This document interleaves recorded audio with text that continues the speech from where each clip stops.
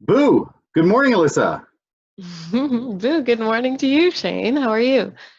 I'm good. I am dressed for the occasion. Welcome. I'm so glad to see your smiling face this morning. I am Professor Snipe, as close as what I can get, because I'm only half committed because I couldn't shave. I I couldn't I mean, couldn't I couldn't do it. that's part of the Halloween spirit is being committed, Shane. Just a little disappointed, but I mean the hair Absolutely. the hair is a good touch because you have no hair, so that's a big commitment. Yeah. We'll see how long. Again, I totally applaud anybody that has hair, because I really don't know how you do this. But I'm in with the season. Let's say it that way. So that's awesome. So I see people are trickling in. Why don't we start off this webcast and get into some pretty cool material because we got a very special guest with us. Perfect. So, welcome everyone. Good morning. Thank you all for being here. I know it's early for a lot of people, so we really appreciate it. But those of you that are new to the HSL Simulation WebCast, I thought Shane and I could introduce ourselves for those of you that do not know us. So, I am Alyssa. I am the account manager for Atlantic Canada as well as Quebec. Shane and I, we've been working together for almost 3 years now, Shane, I would say. And we've been working on so many simulation projects, but we really felt, especially with everything going on with COVID, that it would be nice to have some sort of platform to exchange ideas regarding simulation and really kind of drive that point home, but also have our clients interact with us and share their best practices, their ideas. And even if they want to see something, we'll put it on the webcast. So feel free to put suggestions in the chat box as well. We love to hear it. And actually, one of the segments today is something that a client suggested. So feel free to talk to us. If later in the client's corner we have some time, you can always unmute, share anything you'd like to. Anything simulation really goes on this platform. So Very welcome. cool. This is the HSL Simulation webcast with Shane and Alyssa, and this is a spooktacular episode on Moulage. So Awesome. Shane, I'll let you introduce yourself now. Awesome. Thanks, Alyssa. And so glad to be here. It's Shane Peddle. I'm hanging out here in Newfoundland, Canada. I've been with Laerdal now since probably about 7 years. And I just moved to the East Coast here. So I am your sales and service representative here. So I'm also the educator and as well as your field service engineer for Atlantic Canada and the co-host of this show. So now, Alyssa, you got a bit of agenda, and let's bring on our two special guests here. That's co-sharing or quarter sharing up this webcast.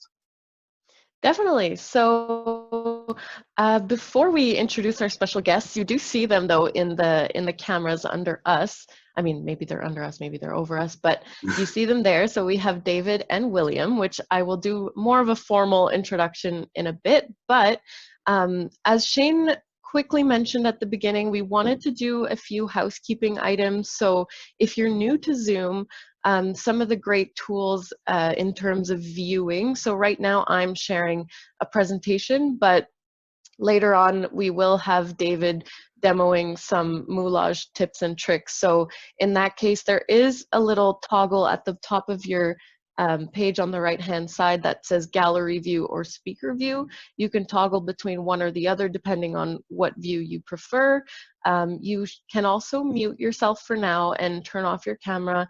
This helps us with bandwidth, and also if you want to unmute at the client's corner, which is our last segment, feel free to do so. But the chat box is always open. We're always monitoring it. So feel free to send us a message or questions or your feedback in there.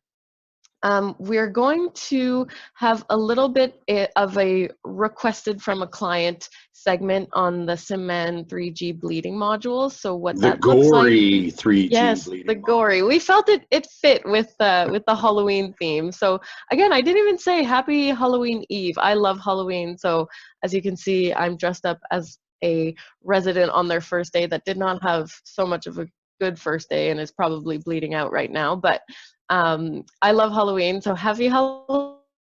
Halloween to everyone. And then we're going to go into obviously the most exciting portion of this webcast, which is more on moulage with David Shablak. And he'll walk you through some tips and tricks, preparation, application, removal, as well as a live demo. So very excited about that. And then we'll go into the client's corner. So again, this is an open forum. Anything simulation goes, whether that be moulage or scenario design or whatever you want to know. We're here to try to answer your questions. And if not, we always try to answer them in a following podcast or webcast. So if you're going to take anything away from today's session, at least we hope it can help you with dressing up your kids for Halloween. So this is Shane's family. Shane, did you want to give us a little? There's my people. So you see in the center there, that's Nathan. He is, of course, Harry Potter. We kind of went Harry Potter theme. And then over on the right is my son, Drew. He is a very scary clown that just likes to go around and say, do you want to play hide and seek? So that was very creepy for a long time. And then we have little Sadie over there that played a zombie bride, and she plays the part lovely. Yeah, thanks so much. Thanks for bringing them into this group. That's awesome. Oh, for sure. That's my little crowd. That's my little army. Yeah, I love them. They're so cute. And I mean, again, if you take anything from this episode, hopefully it can be put onto the kids before a standardized patient, just so you can practice, because kids are easy enough to please sometimes. So without further ado, I wanted to present our special guest, David Shablak, who obviously is a moulage specialist. But not only that, he is the co-host of the SimGeeks podcast, along with William Belk, who's in the video on your right-hand side, or should be. And hey, and if you're a simulationist, if you're a simulation enthusiast, or if you have a little bit of information, we should subscribe to them. You should subscribe to them, and definitely pick apart some of their great podcasts that they put out. So welcome. And David, you also brought a friend. Mm-hmm. I did. So yes, my name is David Shablak. I'm a simulation operations specialist for Orbis Education out of Cincinnati, Ohio. But we also do the podcast and that sort of thing. Paramedic, CHSOS. Been in simulation about 9.5 years. So I have a very interesting past, as most of our simulation technicians and SimOps specialists have. But yes, I got William Belk here, who is my co-host for the podcast, and I will let him say hello. Hey, good morning, guys. I'm William Belk. I am a clinical education manager for an air medical company in the United States. And same timeline, been doing sim since somewhere in the 2012-ish range, but primarily it's been my focus for about the last 4.5 years. It's pretty much all I think about at this point for work. And so, yeah, happy to be here. And as David mentioned, we've had our podcast now for a little over a year that we've been recording, and about 2 years that we were thinking about it before we finally pulled the trigger on it. And so it's good to start meeting some other folks that are doing the same stuff. Yeah, awesome. And it's thanks so so much. great to have you guys. Oh, sorry. Yeah, Shane, and thanks so much for what you guys do. It's great when someone can grab that information and listen to it on their drive, or just have a reference at some point to some really cool stuff that simulation people are doing out there. So hats off to you, and thank you so much for sharing your knowledge and your mastery. As it grows more and more. I know, Shabby, that's a bad way to say it. I know, brother, but no, actually, it's fine, because you're avoiding the word that I avoid like the plague, which is expert. There you go. I shun that term as often as I can. That's why I say I'm a moulage specialist. But yeah, we love what we do. We love the companies we work for and the experiences we've had, and we like to share and make sure that all of us get better in our craft, every one of us. So we're just big on networking and sharing with everybody. Awesome. Very cool.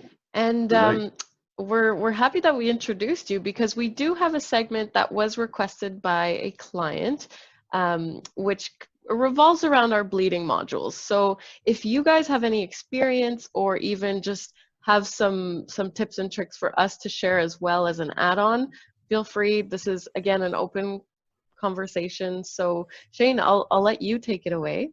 Absolutely, yeah. So I really, I don't see many clients with these amputation arms and legs. However, the ones that do have them, use them frequently and use them well.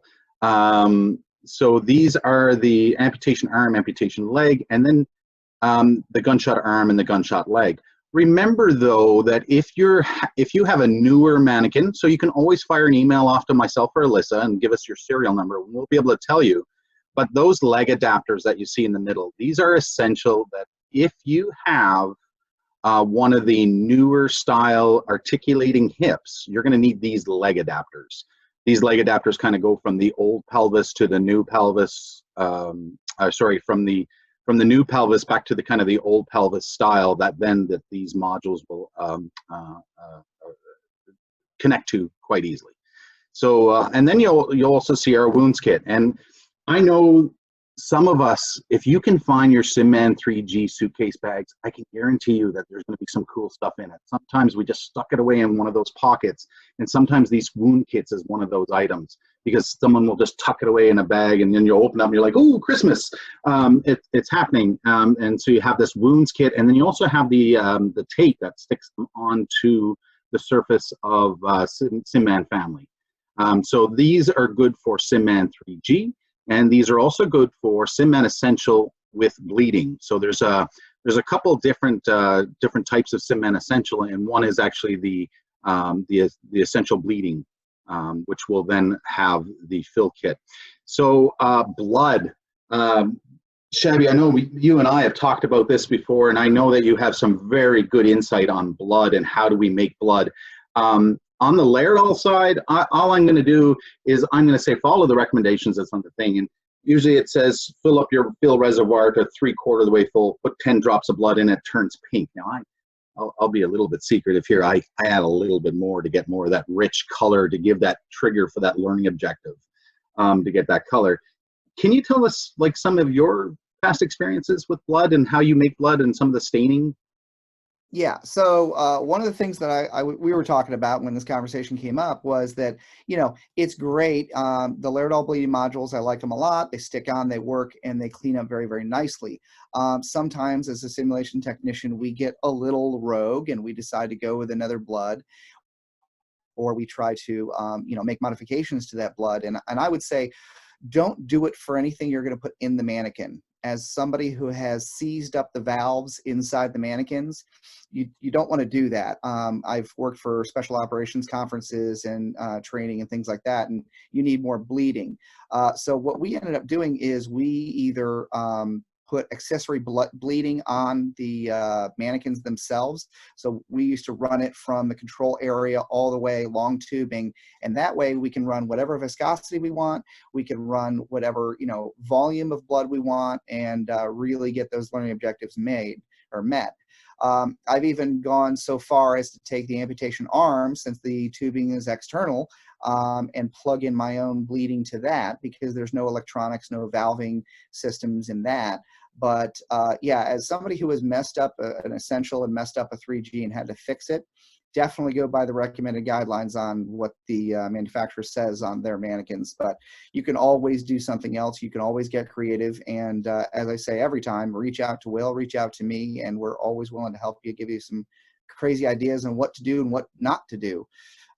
Speaking of blood, the other one that I will tell you, as a person who's painfully had to clean out the Essentials eye blink mechanism, keep blood away from their eyes, keep viscous, thick bloods away from the eyes, because I've had some really challenging times trying to get, years later, it's still, you find a little blood that creeped in, and as the liquid content evaporates down, it gets a lot thicker, and it binds those mechanisms, and it's either going to cost you time, cost you money, or both. Great points, dude. Great. Awesome.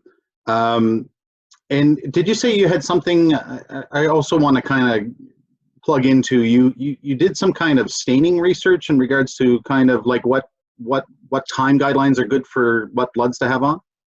Correct. So there are 1,000 different blood tests, and I'm a blood nut. I love, and I've got 100 different types of blood, and I'm always looking for more and things like that.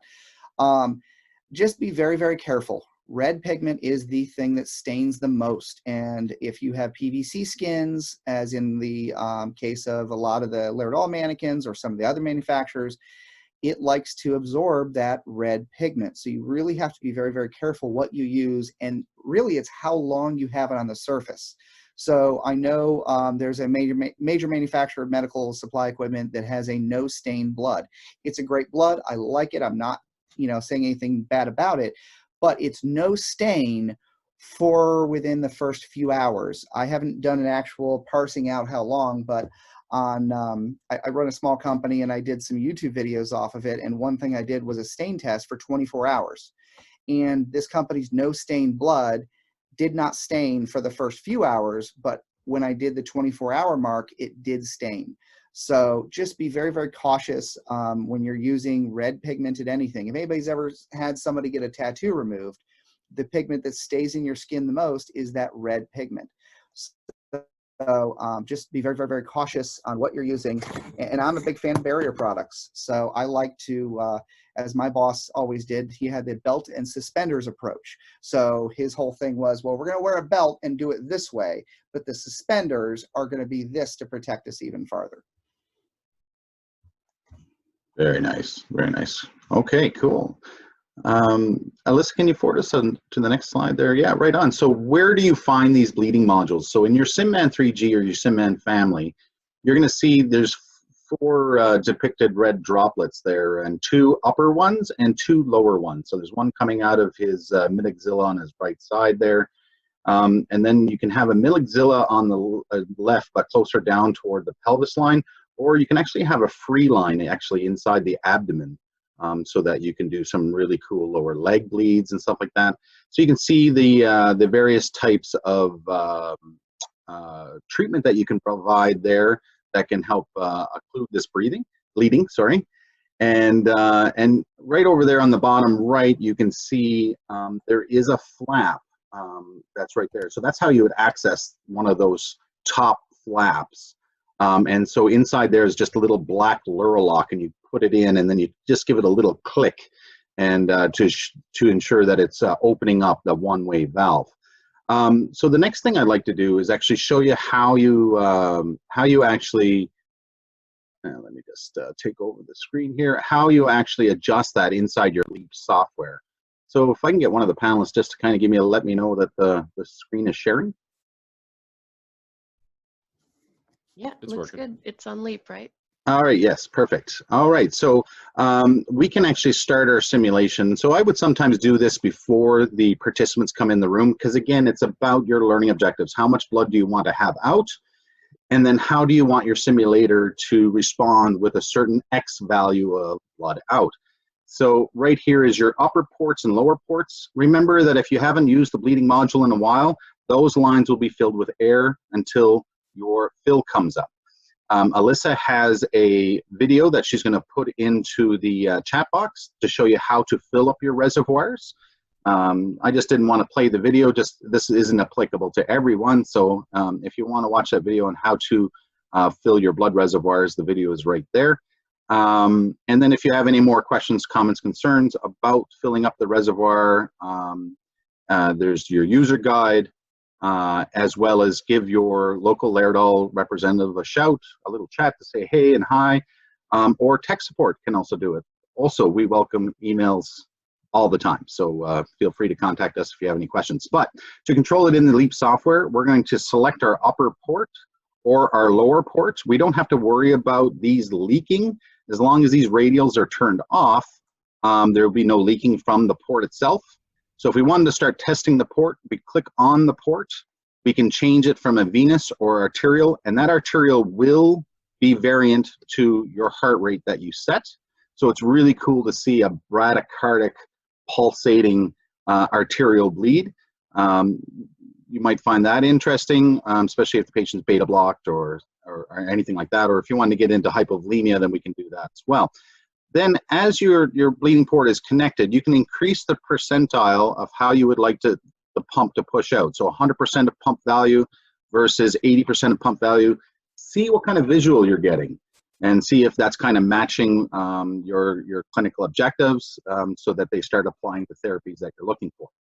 And once you have that nice flow, all you have to do is turn it off. And then when the participants walk into the room, you just turn it back on, and it's going to bleed in the same fashion that you practice with, and you really got rid of that air line and stuff like that. So that's how you would turn it off. So you can see the 2 lower ports are controlled by 1 radial. The 2 upper ports are controlled by 1 radial. And you can adjust it like that. Also, another little thing that Leap has is underneath the simulator right over here, underneath the tab, you'll see the little blood drain right here. That's to show you how much blood is after coming through the mannequin. And so then you can actually, just like what we did in our previous webcasts, is go into our sim designer and say, when set a default value of 200 mils out equals, and then you can start a trend. And so I got one of those trends built right here.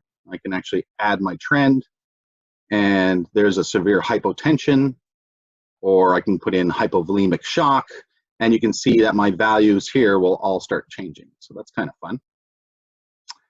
And that's what I have to show you inside Leap. So please, if you have any questions or anything about that bleeding module, or how we can help you with it, or design a scenario where he bleeds X value, or any fun stuff like that, drop us a line, unmute yourself, jump up in the text box. But that's really what I had to show you regarding the bleeding module.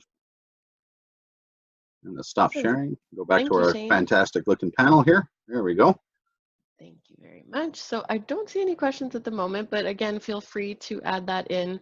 I did realize, Shane, I completely forgot to tell everybody that we are recording this. So if anyone needs to jump off at any point in time, feel free. We got this recorded. Anyone who registered will also be getting a link to the recording to the YouTube channel. So no pressure if you've got an emergency. But without further ado, I guess we will hand this I think off Shabby to... got something.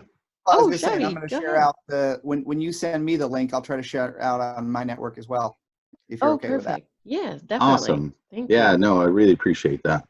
And feel free, within your own groups and teams, those that are listening, if you find that this information could help benefit our simulation specialists, enthusiasts, anybody that's into this profession, or anybody that's looking at building a business case for getting into simulation, this will all be cycling, all these episodes will be cycling around different things that you can do.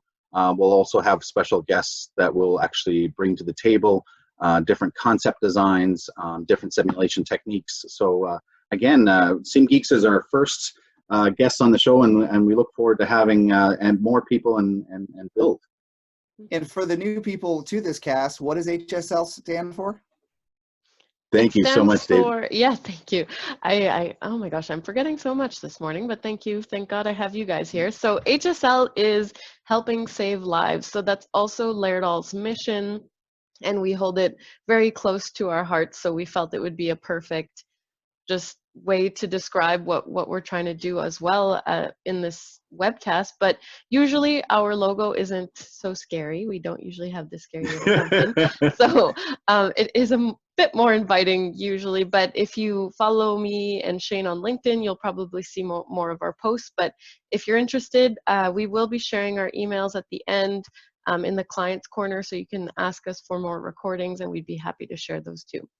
HSL right now, it's getting kind of warm again. I don't know how you people with hair do it. So HSL is also going to stand for the hair Shane lost, because we're getting down to business now. Oh my God. I am so pumped for what we're about to experience. So I guess, Shane, this is what Snape looks like without hair. Absolutely, absolutely. This is and more complexion, I would hope. You look great. You look great. And, with a few pounds on. Yeah. Oh gosh, no. Without further ado, I'll pass it off to David for I guess the best portion of this whole webcast, the moulage, more on moulage. So David, I'll hand it off to you. And William, if you want to jump in too, feel free. We're super excited to have you as well. So as I said, my name's David Shablak, and I've got my co-host here, William Belk, as well. And so I do a lot on moulage and things like that. And we're going to go over materials very, very quickly. And we wanted to show a demo. I've got a separate camera here that I'm going to be switching to, and that way that you can actually see things a little bit better. So I would recommend you focus on the presenter view just so that you guys can see everything. If you have any questions, if you have any issues or anything like that, put it in the chat and we will try to address that. when we talk about moulage, we're talking about putting on, it's the fancy word for blood and guts makeup, but for us, it's all meeting learning objective. It's fun. This sticker I made, and it pops up if it's not bad. Oh, I love it. Love it. I had stickers made up because, the person that I learned most everything off of, and Dr. That was always where he would start us out is, okay, that's great. If a mannequin bleeds, that's great if it does that, but what's our learning objectives? Looking at, make injury or things like that, you can make sure it's something that meet your learning objective. Today we're going to talk about just different skins and different materials. And so these are actually 3 different swatches of skins from different materials mannequins. Why do I care about that? Well, as we talk, like this one that's PVC, what it's made out of by another manufacturer. Therefore, depending on the pigments you use, it can soak up some of the pigments. I'm light just a little bit, because it's a little more bleached out there. Try to get a little bit. All right. So you have to make sure that you know so you know get them off of those. So this is a Laerdal manufactured skin. It's PVC based.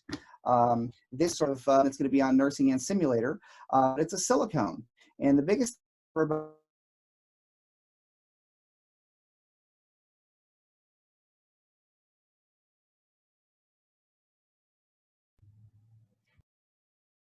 that's bad. So Hi, David. yep. Hey, we're getting some audio and visual lag. Do you want to try to reset your camera and see if we can? We're getting a freeze.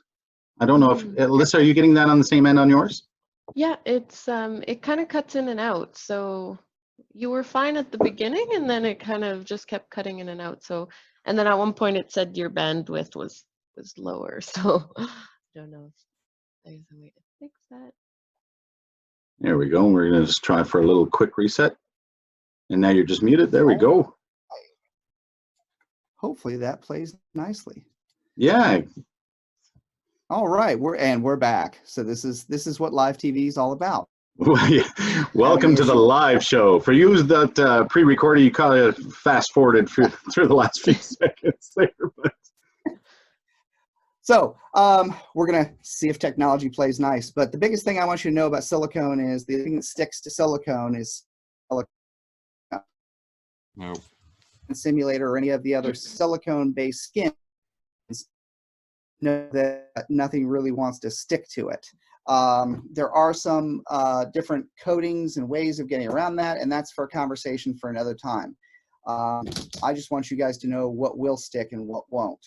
So the number one makeup we see everybody using is acrylic-based makeup, and these wheels pretty much here in the States and up in Canada are just well versed, and everybody, you have a set of rules for using them around people and things like that. But if this is just for using on mannequins, you don't have to worry about that as much. The biggest thing you want to know about is don't cross-contaminate, so you use one application device per wedge or per area. So I'm going to switch cameras back over here and try to show you guys a little tighter angle. Hopefully it plays nice this way. All right, so I'm going to bring my chat back up too, just so I don't miss anything there. So times what we will do is grab these makeup wedges and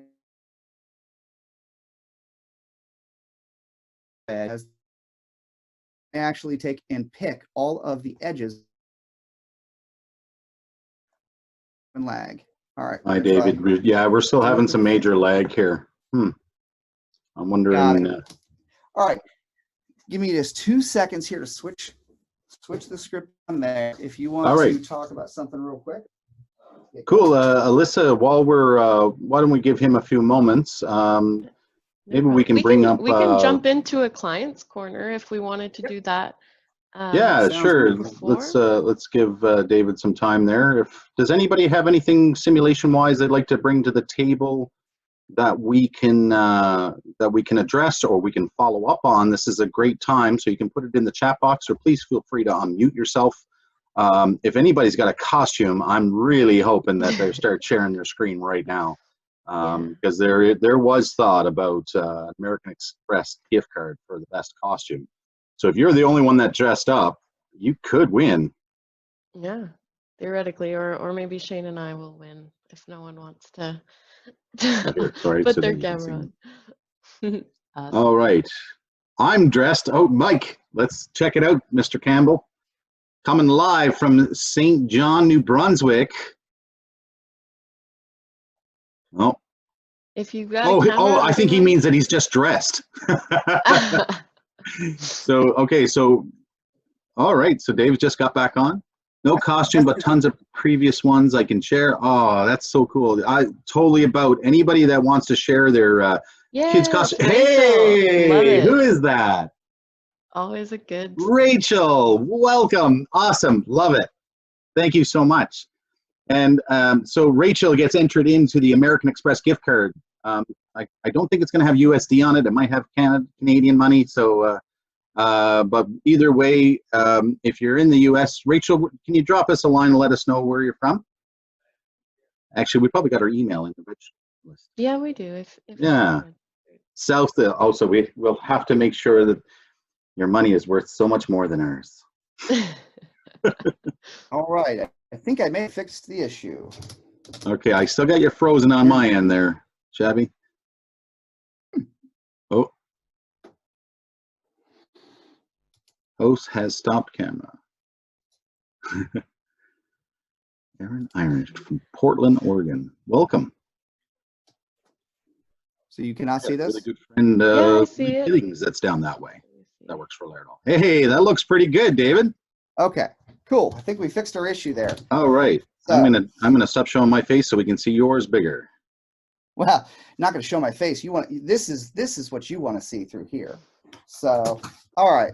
Back at it, we were talking about different skins and things like that and ways to apply the different makeups. So this is cream makeup. This is what we find out in the field mostly, or we will, after Halloween, we will get these injury stacks that are still just cream makeup, and they go on pretty well.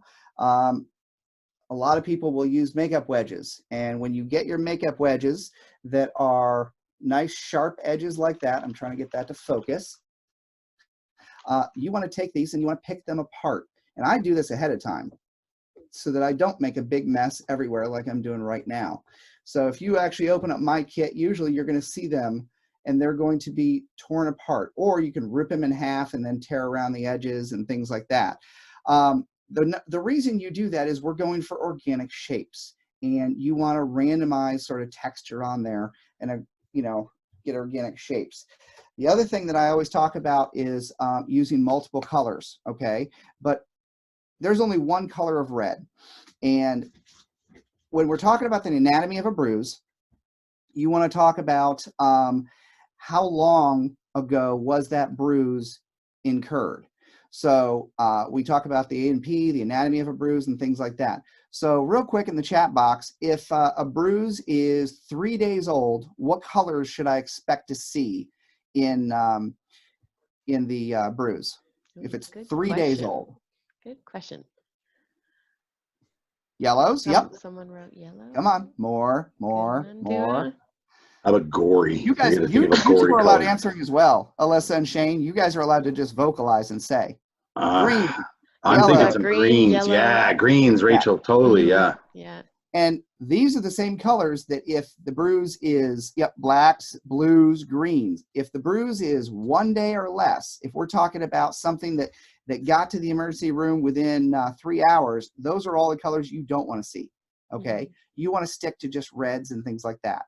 So what we're going to do is I'm going to take, and I'm just used to using people, so I never dip my sponges directly into here, because what ends up happening is I will get cross-contamination. If you're dealing with people, you never want to touch something on a person and go straight back into this pot, because now that is entirely contaminated. So what I do is I just take either a popsicle stick or, you know, one of these palette knives and things like that, and I just pull a little bit of pigment out, okay? And you can put that on whatever you've got around that makes sense. I have this mixing palette. I also am a big fan of disposable palette paper. So it's a waxed paper that you can then throw away. But so what I'm going to do is, and of course this is highly reflective, is just put a little smear there. And at that point, what I want to do is I can pick up some pigment on that there. And because of its randomized texture, I can then do kind of a dance, okay? And you want to just pick up a little more. Notice I've got my chunk over here, and then I've got my smear there, because I'm trying to actually thin it out. The thing I don't want to do is I don't want to do what I call Sherwin-Williams painting, or whatever the Canadian equivalent of the highest number of paint colors you know, the companies you get. And the other thing is, notice when I'm doing this, I never am doing this like I'm painting a house. So whenever we're doing painting like a picture or a portrait, we're doing a lot of this motion. What I don't want to do is that. I actually want to do dancing. So I'm going to take this wedge and I'm going to touch it onto the skin and dance it around. The reason is we want a nebulous sort of effect. We want to get a randomized amount of pigment texture, and we want to get a randomized amount of color on there. And like I said, you're going for more nebula. And if you notice, I'm hitting this kind of hard, so I'm getting some sharp angles. And I don't want that, because most times when we have a bruise, you don't get sharp angles like that. So that is one color on there. And then my palette knife. So that is simply one color on there like that. So the next color I want to go to is, I want kind of a purple, but I don't really need that dark of a purple. The biggest thing is I don't want to lay down that same color. I want to get 3 different shape or textures, 3 different concentrations of colors on there. So the next thing I do is I will grab that purple. I will take a new wedge and I will pull some of that into the already red in there. And basically I'm mixing those 2 colors to get a different color to sit on top of that. And the way it's more believable is having more colors in there and different variations of those colors. And so now this, I got a question about your dance that you're doing. The dance that you're doing there, is that a salsa, or is that what kind of dance are you doing? I have to actually, we have to say that to somebody that can dance, because I cannot. So my wife from the corner over here just said she calls it a merengue. So there you go. Has style, skill, and talents that I don't have. But the other thing we talk about with the anatomy and physiology of a bruise is, if you notice, I'm doing a field of different colors, a solid field. Okay, this is more of a blunt force, blunt injury without a, so this would not be so much of a punch. This would not be so much of a baseball bat. And the reason is, if you look at bruises and you can tell what type of bruises they are, if you see somebody that's been punched in the face, there is actually, the impact point is left almost bleached of any sort of bruise, and it's left skin color. So if you think about the physiology of the bruise and how they incurred that, is a different types of color fields that you want to lay down. So this would be more of like, if you were doing a seatbelt sign, you'd be doing all along somebody's chest. Somebody gets hit in the face, you want to leave the center portion of this clean. Now, if you didn't do that and you want to go back to it, you can always hit something like a 99% isopropyl alcohol. And I highly recommend 99% alcohol, not for disinfection, that's another conversation, but for cleaning off, it's wonderful. So a lot of times I will keep baby wipes around, or I will take just a paper towel, spray it in the center there, and try to clean off just a little bit of that center. Okay, and the problem is, now I've made a sharp edge, right? Well, how is the quickest way of fixing that? That right there. Your fingers are awesome. for this sort of thing. You want to do the same sort of tap, tap, tap. And if you get a little bit of alcohol on your finger, you can actually blend the cream makeup and get more of an organic texture. I tell people all the time that if you don't have the makeup on your hands, did you actually even do moulage? That where it's coming back into focus now. That's looking great. That's looking great, David. That's awesome. So again, that was a quick way to, oops, I forgot to leave a good point of impact, and I can actually then just kind of blend that in. So whenever you're trying to blend colors, 99% alcohol and a fingertip is the quickest way of doing that.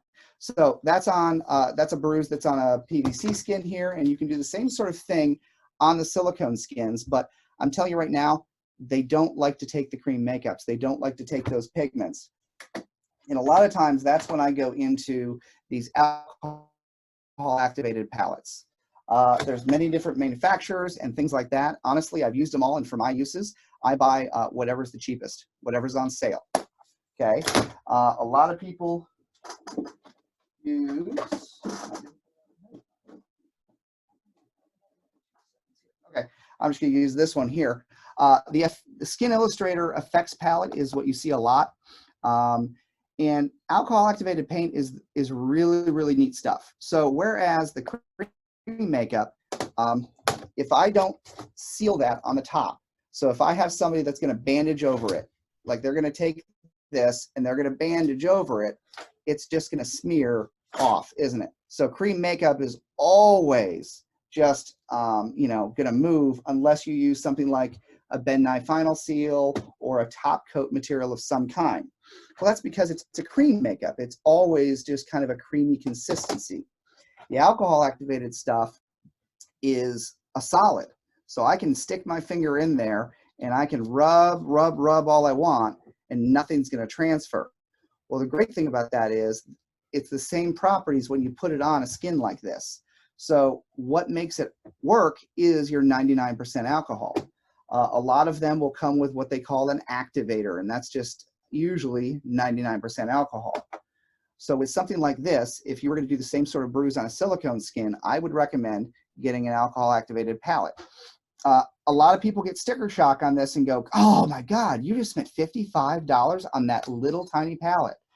And I say yes, because it's going to last you forever.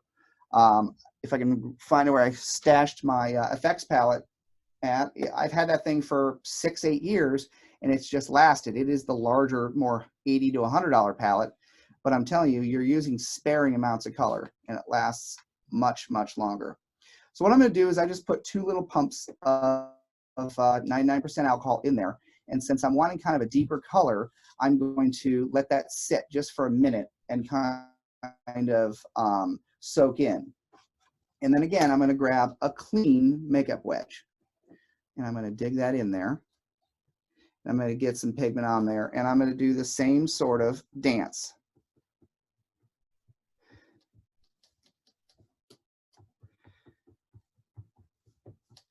And I'm actually going to bring some of that, probably another pump, because it does, the thing about 99% alcohol is it's a great activator, but it does wick away pretty quickly, which is again why we don't use it for disinfection. We want to use the 70%.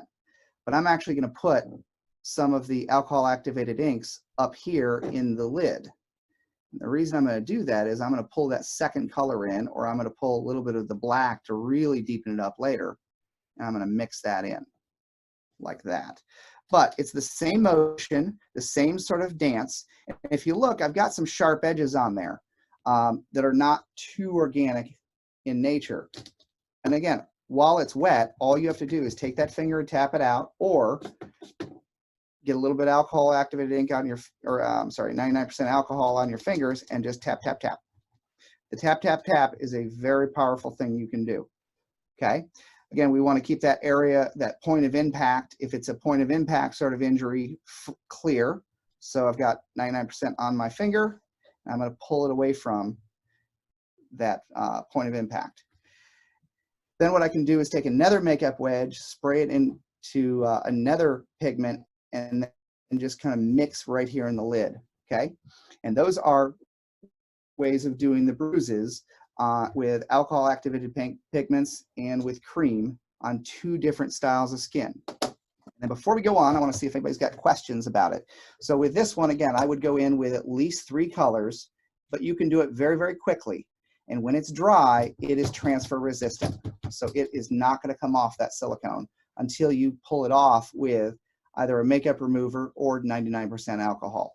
So that's what I did right before this. This skin was not nearly as pretty.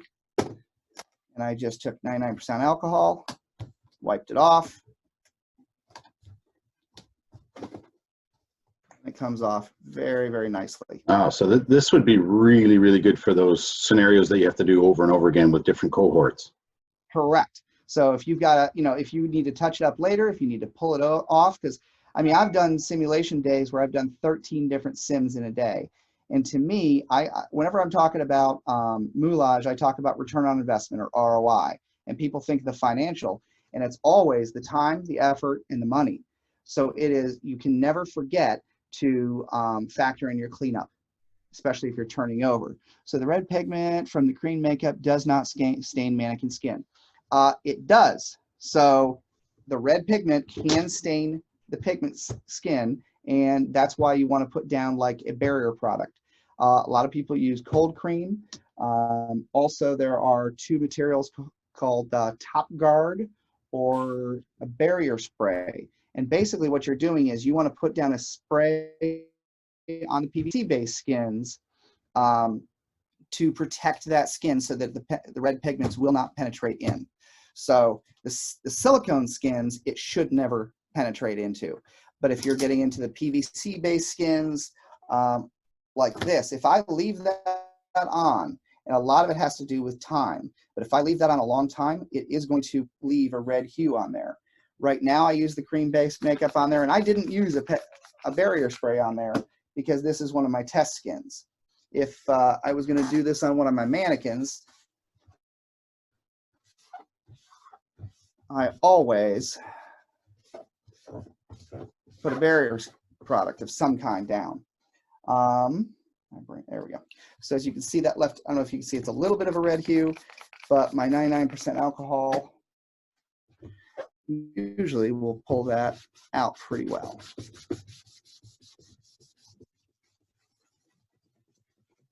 Excellent. Have you ever used like scrubbing bubbles or anything like that to remove any of these makeup products?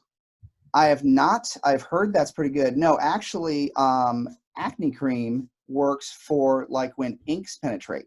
I got that from a few of the techs in Kansas, Amy Fulmer and some of the other ones. And you can actually put Acne Cream. So we had a sim mom that the ink on the Tegaderm, the markings on it, had gone straight through my skin. And we put the high grade Acne Cream on there, left it overnight, and it had pulled it out. Which mannequins are PVC and which are silicone? That is a difficult conversation. In the Laerdal line, I can tell you for the most part, things are moving towards silicone. So Nursing and Simulator, the new Sim Baby, the other 2 can tell you much better than I can. Yeah, also the Sim Newbie has gone silicone as well. The new Sim Newbie, the Sim Baby, and our Nursing and Simulator. All your older style mannequins, or the mannequins that haven't gotten skin upgrades yet, including SimMan Family, SimMan ALS, SimMan Essential, SimMan 3G, and then we go down to our Mega Coat Kellys, our Nursing and Classics. These will be some of the older skin, the PVC skins that we're talking about there. So if you're ever unsure, just feel free to give one of us a call. Tech support can also help you with that as well. They're there for you Monday through Saturday. So they can also help you out. I can't echo enough what David said there about having a little tiny bit of little skin that you can just put some of this colorant or cream on, and then just see how hard or easy it is to remove before applying it to a major area of your mannequin. Yeah, so if you're out of skin and you don't have any skin because you didn't get a preventative maintenance or something happened to the other skin, let us know. We'd be happy to send you off a little tiny sample piece that you can test things up before applying it to your very expensive simulator that might not want to be cut every single day. And use your network. This is why I network with absolutely everybody. There's Facebook groups, there's WhatsApp groups, there's all kinds of groups of technicians from all over the world. And, you know, everybody pretty much knows if they're going to chuck it in the trash, I will pay for shipping or somehow get it to me, and I will warehouse it, much to my wife's chagrin. But I want to test as much as I can. I get the whole reason I did the bloodstain test was because I got a question in one of the forums, and I'm like, well, I try to save every skin I possibly can and do tests on it. So, you know, you can even reach out to me and says, hey, do you have this or have you experienced? And we only find out through either finding out from nice support from the companies or through trial and error. You know, and I have been wrong before, but, you know, knowing what sticks to what stains to what, you know, it's like, I love the PVC skins because all of my Tegaderm sticks to it, all of my adhesives stick to it, and it's great. The nice thing about the new skins are nothing sticks to it. So nothing will stain it, nothing will permanently damage it, which is nice. Just sometimes you have some adhesive problems, but there's always ways around it. Laerdal shipped out a whole bunch of silicone-based adhesives. And again, the only thing that sticks to silicone is silicone. So that's why in a lot of their mannequins, they're shipping out a lot of Tegaderms and things with this silicone-based adhesive. And as long as you have a silicone-based adhesive, it should stick, but not permanently bond. We don't have enough time here to talk about, you know, doing silicone buildups and things like that. But again, what sticks to silicone is silicone. So if you're going to do a silicone buildup on a silicone-based mannequin, I would caution you to test that and be sure you're right. You never want to have to explain to your management, oh, I need a new skin and it's going to cost this much because I tried something and it didn't work. I never throw anything away, and I try to, you know, save things to test on. So finding things like that. I will say up in Canada, you should be able to get Reynolds Advanced Material. They sell a smooth-on product called a Fix, which is a coating. It's a temporary coating, and it allows the adhesives to stick to the silicone. I've used it quite a bit. It's pretty great. I use it for like securing my Foley attachments or my central venous attachments and things that I'm going to set up before a sim. And, you know, it's APHIX. I'll put a link in the chat box. Yeah, that would be awesome. We get calls all the time. Hey, I'm trying to put an IV opsite onto this mannequin. I can't get this stick on. And then those silicone dressings that we give with our nursing and simulator, they're great to get you going. But then when we start to price those out, they get quite expensive. So thank you so much for sharing that fixed solution. And again, we do have the silicone dressings. Let us know. We can show you the lot number, the ordering info, and of course we have them on our website. So if you can't find a place to get them, you can grab them from our website. And but this looks like a great product. So we always love entering in better ideas or more cost efficient to keep the utilization of the simulators up, for sure. So you think we got time for one more quick one? I think so. Sure. Yeah, we can go into the client's corner a little bit later. If anybody has any real pertinent burning questions, we can keep Alyssa and I can definitely stay on. But we have you here. We couldn't ask for any better. Oh, I love to be here, and I really appreciate you, you know, having me on and asking me to do it. I always love to hang out and show and tell and stuff like that, and I want to make sure people get you know, their dimes worth out of it. So, you know, it's your time is worth money, and I want to make sure you guys, all of the people out there, you know, get a lot out of this. So absolutely, we got a thumbs up from Tracy to see another one. So let's get her done. Let's see what it's all about. All right, so here's another quick thing. Chip brushes. I love chip brushes, and you can get these pretty darn inexpensively from you know, whatever home improvement store that you can buy from, usually 50 cents, something like that. And as you can see, I use it intact sometimes, but the biggest thing I end up doing is cutting it down so it's a stiff bristle. And it gets more of a stiff bristle like a toothbrush and that sort of thing. And some people are like, why wouldn't I use toothbrushes? I'm like, because I'm cheap and I can get these cheaper. That totally look like, hey, to keep to the Spooktacular, that looks like a witch's broom to me. Let's go with that. See, there you go. But it's really, really nice because, again, we never want to paint. Painting is for houses, not makeup. So you're doing more dabs and things like that. But with a chip brush, you actually can do some cooler stuff than even that. So I'm going to see what colors I've got. Yeah, this is another brand of alcohol activated palette. And so what I'm going to do is spray some 99% alcohol in one of these red colors. And they call that prime red. So if I were to put that on there, that would be a strong red, and it would cover everything, and it would be very, very solid. So, but with alcohol activated paints, what you can do is put more 99% alcohol in there, and it will get you more of a wash of color.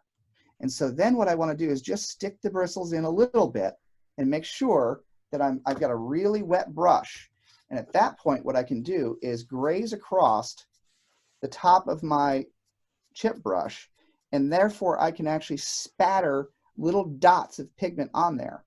And the nice thing about that is any magazine you've ever seen or any inkjet printer, all they're doing is putting little dots of pigment onto the surface. And therefore, you let the underlying tissue or the underlying skins come through, and you can get a nice redness effect. Oh, that's cool.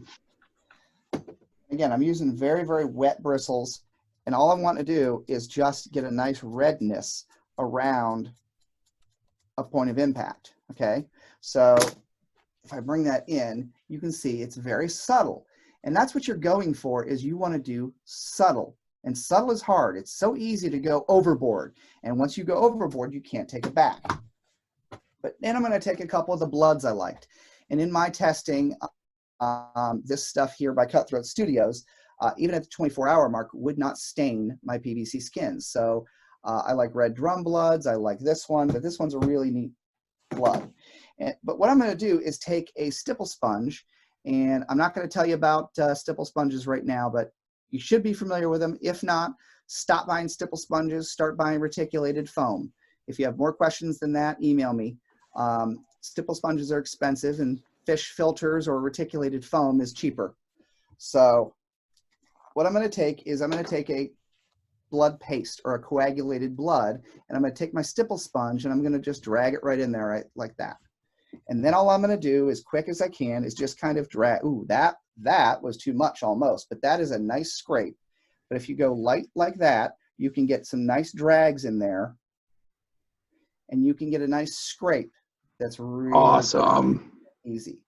Okay. That is so cool. Thank you so much. What I like doing is taking two different colors. And the biggest thing I find that gets your realism is adding different colors. So I've got two different colors usually of your blood, your coagulated blood, and you can lay in different colors. So now I've got a field of redness with a scrape very, very quickly. Then what we can do to punch it up even more is add just a little bit of liquid blood. And a lot of times what I do is I just pour it on a table or something like that. And this stuff is not your cheap, cheap, cheap blood, but it's kind of middle of the road. It is definitely a good. That got to be the scariest looking bottle of blood I've ever seen. Yep. Oh man, Cutthroat Studios. Awesome company, awesome people, and yeah, packaging, they know it. So what I do is I get a little bit of blood on my stipple sponge, and then I will add that just in there in little scrapes, little dots, and things like that, and that just kind of punches it up. The other thing you can really do that's cool is grab your business card. And I got this tip from Stuart Bray. I always try to give credit where credit's due on where I get things from, because they're not my ideas. None of this usually is my idea. But all I'm going to do is take my business card and I'm going to dip it in that blood. And if I dip it in that blood, I can then get perfect cuts, very, very small linear cuts, very, very quickly. And I can replicate that as many times as I want. And all it took me was a business card and a little bit of blood. So that would get a pretty good effect very, very quickly. I've got some dots of blood. I've got scraped, coagulated, thicker blood, and I've got little dots of light blood and some cuts through there. So, and that didn't take me very long at all, did it? So cool. That looks amazing on this end, David. Yep. And the best part about it is, the very, very best part about this whole thing is, it didn't take time, so I can touch it up for the next sim. Then the thing that every sim technician or every simulation operations specialist, oh, the other thing is when you're dealing with blood, try using water on it and let it wick. You'll get different densities of it, and you can actually get it to drip better, and then it will dry, and it looks just so cool. And that was just 99% alcohol. You can get some really neat organic effects. But the best thing, and then there's that other solution that you were applying to the top of that so that you could use it multiple times. Can you tell us again what that barrier device was to protect the cut more? Yep, but look how quickly that came off. Yeah, that should be what should make every sim technician out there just super, super happy. So yeah, after it dries, so say we do this with this is silicone skin, so I don't care as much about it staining, because it shouldn't in a perfect world, you know, always be careful, but it shouldn't stain. If this were PVC skin, I'd want to lay down a barrier product, whether it be, you know, there's actual things called barrier products, but there's also, some people actually just use hairspray, cold cream, things like that. But after this dried, I can use, and of course it's a clear bottle, so it's really hard to show, but it's a Ben Nye product called Final Seal. That's my #1 of choice. There's also PPI, who makes the Skin Illustrator stuff. There's Top Guard. Meron makes one that I don't have right here. But yeah, you can actually spray that on top of it. So the alcohol paint that we splattered on with a chip brush is not going to move. The only thing we really need to protect is any loose blood, any of the blood gel, or any of that stuff. And that's what's going to transfer. And what he's saying is you just want to be able to, and of course, there we go. So what I do is I just kind of miss that. I hit it too hard. And that should, for the most part, seal those colors in. So you can get a lot of really drippy. And the best way to, get good at this stuff is just practice, practice, practice. And yep, if you've got the time. But yeah, you can usually seal those in pretty nicely. If you want to go to the very, very expensive way, there's actually alcohol activated bloods that when you put them on there, once they dry, they look wet. They don't move, they don't transfer. It's a lot like the alcohol activated pigments and things like that. So never underestimate what you can do with just a chip brush and some time and a simple sponge. But we're buying reticulated foam, not $3 for, this is $3 from a makeup store. I can get a big old sheet of this for like $7, $8. So. Good tip. Good tip. What questions did I miss? I'm going to switch my camera. So there is a question there from Valerie. How do you get the wounds off after the top guard is applied? 99% alcohol is what I use. So that will eat through the top guard and then take off the lower. And then if you have a nice, base or a foundation, you can remove it then with the rubbing alcohol as well. Yep. And I mean, what I usually do is my methodology for anything, whether it be people, mannequins, or whatever, I do soap and water first. On a sponge, you want to be careful around electronics and things like that, but I do soap and water first because it's cheap. It's very, very, visible or able to get it. And then usually I will step up to a 70 to 90% isopropyl alcohol. And that's for cleaning, not disinfecting. Because again, that's another conversation that Will and I have went deep on. So yeah, absolutely. I love the fact that you put in the idea of our time is worth something. So what is the value of what we're putting into it? Is it achieving our learning outcomes, and how much time are we doing to achieve it? Because you also gave a great presentation at the Texas Tech on water transfer. Again, if you don't know much about these tattoo on wounds, David gave a great presentation at Texas Tech in regards to those water transfers. So I would definitely encourage you to kind of follow up with that if that's your gig. And that presentation was a couple weeks ago, and I will try to look real quick and get the link for that put in there. And I didn't get to do as much of demos because, I lost kind of time on things, because my thing is, if I'm going to teach you something, I'm going to try to teach you all of it, the what, where, why, not just the cool tricks. So that's why that's a good one. I can't just teach something without going into safety. Safety is a huge thing. Mike Campbell just joined us on there from St. John, New Brunswick. God love you, Mike. Thanks so much for hanging out and being part of that. That's awesome. We're going to put your name in as well. Mike has a SimMan. You have a SimMan Essential there at your place there, and Yeah, that's correct, Shane. awesome. Thanks so much Love for the joining in. Essential. So we got a few more moments there. We have one question there for you, David. There was a question up there from Tracy. When you're doing, you may move into a resuscitation with this mannequin that you're doing up with a defibrillator. Are there any concerns with alcohol-based products around the defibrillation posts? Arcing? Amazing question. Amazing question. I love that. So I will tell you that the alcohol-activated paint, the alcohol evaporates off. So you don't have to, it only leaves the pigment, and I'm just now putting that link to the other presentation you talked about. Okay, so the alcohol wicks off, so there's no problems with arcing and that sort of thing. I come from a place where we did live defibrillations forever, and they still do it. The only time I've been very concerned with arcing and things like that are when I do a burn, I tend to put KY on top of it to give that edematous swelling effect. And yeah, we keep it well away from the posts for that. But cream makeup should not have any sort of transfer of conductivity. The alcohol is just leaving the pigment, so no. And then what you mentioned was, and I don't have them here, but a lot of times what I'll do is take printable tattoos, or I'll get, you know, tattoos. And it's just like we wore as kids, or the official term would be now we put it on our kids. I still wear them. But I'll actually stick them onto Tegaderm. Because if I can get a tattoo that is repeatable, that can go on quick and go off even quicker, I'm all about it. I'm there. So to me, you know, a lot of these simulations are, you know, repeatability, and I'm always thinking about how long it takes to clean and recycle and get to the next sim.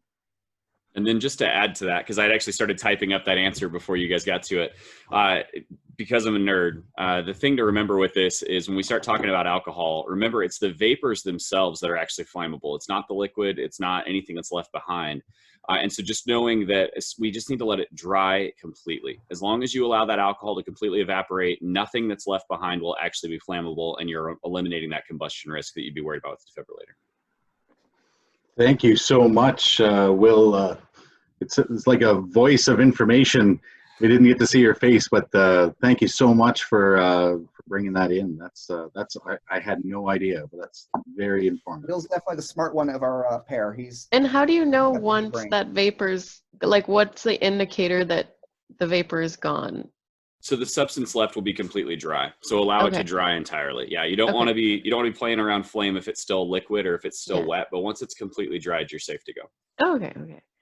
Completely. Cool. So Perfect. I'm putting in my email address and my cell phone number. Feel free. Do not hesitate to give us a call, give us an email. We just love what we do, and we love to make everybody a little bit better. So, you know, I tell people I do this because I love it, and I couldn't do anything else but. So by all means, please reach out. We're here to help. Awesome. And I know that we're over time here, so thank you all for still hanging out. But we will stick around if anybody has any Clients Corner stuff. We want to make sure that this is a great time. If you want to ask a question directly either to William or David or myself or Alyssa. If not, please feel free to sign off, and we will be taking all the registration emails and adding it to our group. If you're not getting an email directly from myself or Alyssa regarding the next episode, please send us an email and say, hey, add me to your list.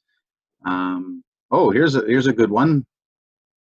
Oh, that's actually from David. Well, no, this was talking about Brian Wallenberg. Brian, we've got a lot of really, really great people on here, and I appreciate all you guests, and I like meeting more people. But Brian was saying that he takes the large tegaderms and tapes them to a piece of paper and then prints directly. So I do where it's a water transfer. I print to a water transfer paper, and then I transfer it over to the tegaderm, and then I sandwich it in with another tegaderm. He's saying with color laser, you can print directly to the tegaderm. So I'm going to go try that, because that's even cool. cheaper. Share. Really cool. Yeah, Brian's great. You got Dan Robinson on here. You got all kinds of people on here that are just amazing rock stars, and people I don't know to say their names. So please make sure we're friends. Yes. Perfect. All right. Any other cool news, Alyssa, coming down the pipeline? As of right now, I was just gonna try to plug everybody's podcasts in here. So again, Absolutely. if you're someone who likes podcasts, or even if you're not, try to get into it. They're awesome, but definitely highly suggest the SimGeeks podcast with David and Will. And I know, Shane, you wanted to maybe shout out to Yeah, your you know favorite what? podcast. I have this really, really fun podcast that I listen to. It's medical background. It allows me to socialize in large crowds, or well, at least COVID restricted crowds, with having some kind of funny story about medicine to share. So I'm also going to plug out to one of my favorite podcasts, Sawbones. So if you're not familiar with them, it's a family physician and her husband that explore medical treatments of the past, and they talk about why they thought they would work, and some of the craziness of medicine, including bloodletting, which is a pretty cool episode that would be for Halloween. But I uniquely really love their intro, and so we're going to be looking for something like this for ours. But if I can steal a moment of your time, I am going to share. Let me know if you're able to hear this. This is their intro. This is a show about medical history, and nothing able to hear the that? hosts say should be taken as medical advice or opinion. It's for fun. Can't you just have fun for an hour and not try to diagnose your mystery boil? We think you've earned it. Just sit back, relax, and enjoy a moment of distraction from that weird growth. You're worth it. You're worth it. That's I awesome. absolutely Okay. love that intro, and I try to bring that into our episodes as well. Like, sit back, relax, let's have some fun, let's talk about simulation and share the knowledge, because there's some people doing some pretty cool. Absolutely, Ahmad. Their theme song is amazing, and it's actually on iTunes. So yeah, check out their podcast, check out SimGeeks, hang on to an email from the HSL WebCast, and hopefully, and many more to come. So again, any ideas, thoughts, inspiration, something cool that you're doing with your simulation program, please feel free to share, and we can get it on the next episode. So I think with that, I think we're cluing it up, guys. Yeah, I think we're about ready to sign off. So thank you so much, David and Will. If you're still on, I know you have a lot of work to do, but we appreciate you both so much. This was a lot of fun, and I think everybody learned at least enough to put makeup on their kids for Halloween, and that was the goal. But obviously, I think we learned a little bit more than that. So we truly appreciate it, and I mean, hopefully you can come back for another one if there's more Love to. requests for it. So that'd be awesome. But Cool. thank you, everyone, and we will be sending out this recording as soon as possible, hopefully by end of Monday, to get it uploaded and sent out. But if you have any questions, feel free to reach out. Thanks, All guys. right. Thank you. Happy Halloween, you. everyone. Happy Stay healthy, Halloween. safe. Yes. All right. Thanks again.